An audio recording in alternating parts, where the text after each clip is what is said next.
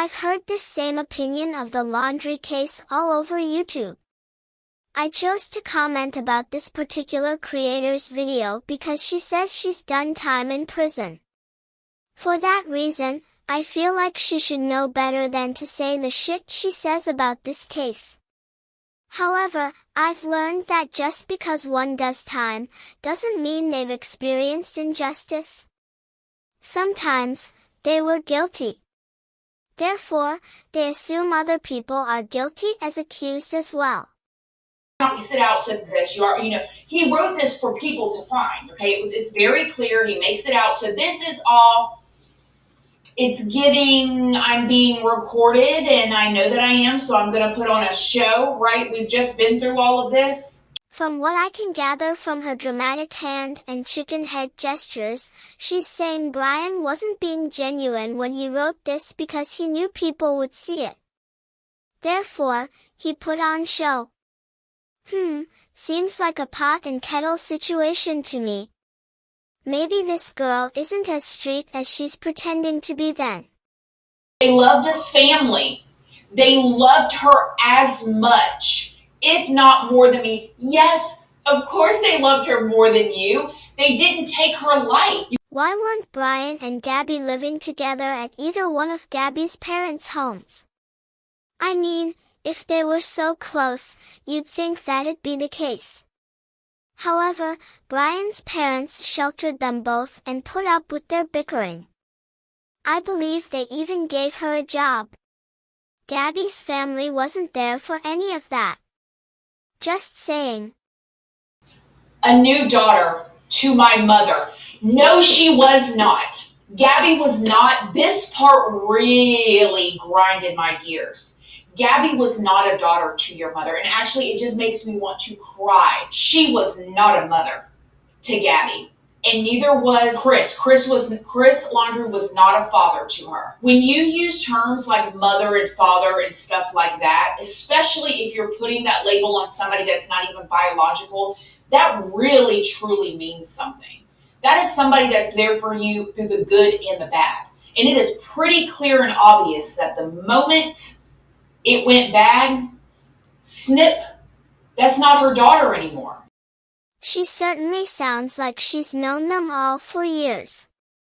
The thing is, she doesn't know shit. Now, this video has been viewed almost 500,000 times. People like this are the reason you can't expect a fair trial. This bitch would be sitting on your jury, acting like she knows you. And there was nothing she could do for Gabby. There was no choosing between helping one or the other. It was either help one of your kids or hurt them. It seems like a no-brainer to me.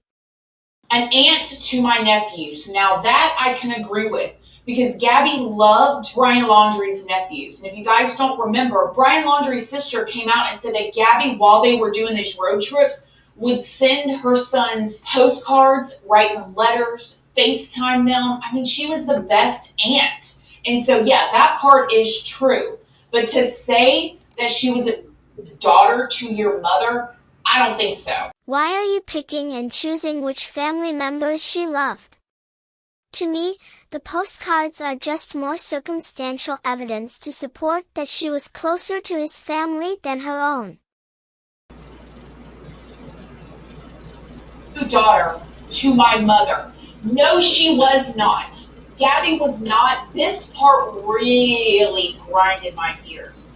Gabby was not a daughter to your mother, and actually it just makes me want to cry. She was not a mother to Gabby, and neither was Chris. Chris Laundrie was not, especially if you're putting that label on somebody that's different. Aunt to my nephews. Now that I can send her son's postcard, and so yeah, that part I don't think so. Please do not make this harder for them. They make this harder for them, and we're gonna get there. This is an unexpected tragedy. When I read that this was an unexpected tragedy, I just think back to the cop's body cam footage. I think back to him smiling and being so cool, calm, and collective. I think about Gabby blaming herself for everything. Yeah, I don't know.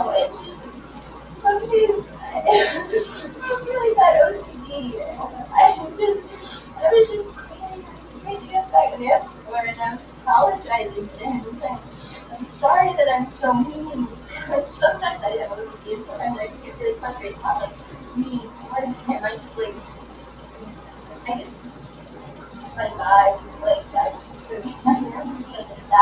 It's so much easier to just beat yourself up and take on all the blame than to hold anybody else in your life accountable. So you beat yourself up, right? Oh, I'm sorry, etc. And that's what I saw out of Gabby. But when you listen,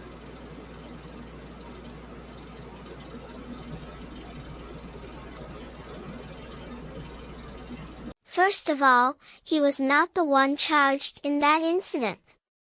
Since when did we start blaming the victim of domestic violence? Geez, that whole Johnny Depp thing sure blew over quickly. Secondly, I see an emotionally unstable girl and her boyfriend trying to smooth it out with the cops. Did you forget that he tried to take the charge for her? He also offered several excuses for her behavior. too dark to see or too cold. I hear a splash and a scream. I could barely see. I couldn't find her for a moment. Shouted her name. I found her breathing heavily, gasping. She was freezing cold. The blazing hot national parks in Utah. So this is where he's saying what happened. And I'm gonna let y'all know right now, spoiler alert, I don't believe a word of this story of his. There may be bits and pieces of the truth, but it is nauseating to read this. So in his story, they were rushing back to the car. They crossed that little stream that we've seen 1.5 million times. And mind you, a reporter, Brian Eaton, who has covered this case since the beginning, did the walk from where the van was to where her body was found, and it was a 5-minute walk. 5 minutes, okay? So they were rushing back. He's saying she slipped, she screamed, and when he found her, she was breathing heavily, grasping for air. The temperature had dropped to freezing. She was soaking wet. I carried her as far as I could from the stream towards the car, stumbling, exhausted, in shock. When my blank and knew I couldn't safely carry her, I started a fire and spooned her as close to the heat. What was, even if that was, let's just pretend in some alternate universe this is true. What was he on? Was he in an alternate universe in his mind? Because what in the world would tell you your girlfriend slipped and fell, allegedly, in the water, bumped her head. She's breathing heavily. You carry her, you decide, oh, I can't carry her anymore, so I'm going to build a fire. You know how long it takes to build a fire? It's not like you got firewood sitting right there waiting on you. You have to go gather everything. You know what I mean? You got to get something to start it with, some kind of paper or something. You built a fire, and then you dragged her body. Oh my gosh, this is, Okay, genius, it's time to go back to the basics. Psychology 101.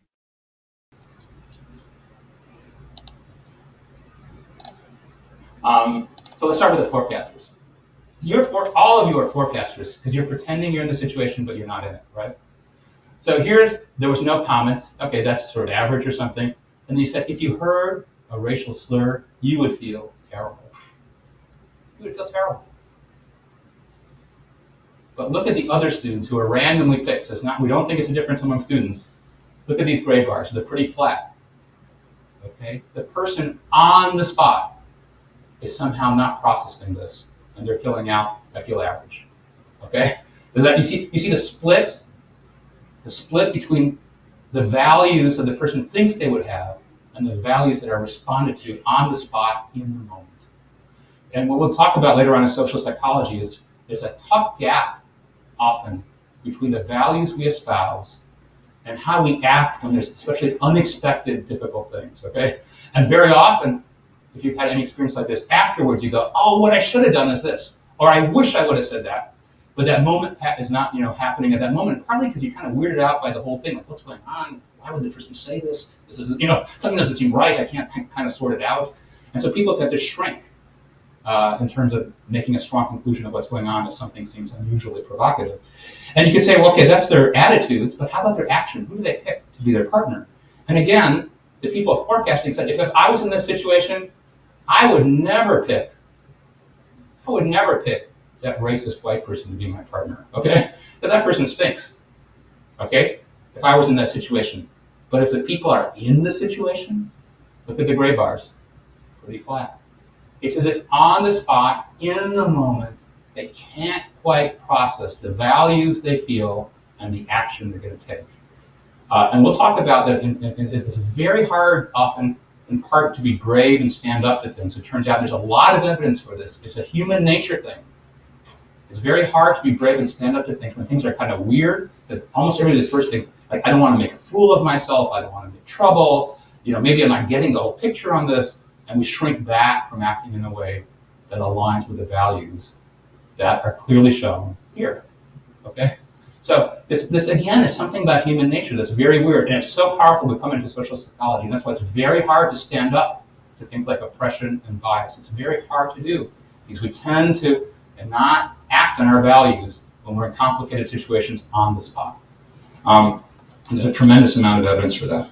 So again, how we interpret... These creators are destroying our justice system one stupid-ass video at a time. It's purely irresponsible when you have millions of subscribers to say shit like this. I wish people would just leave the laundries alone. Fucking bullies. Okay, genius. Let's go back to the basics. Psychology 101.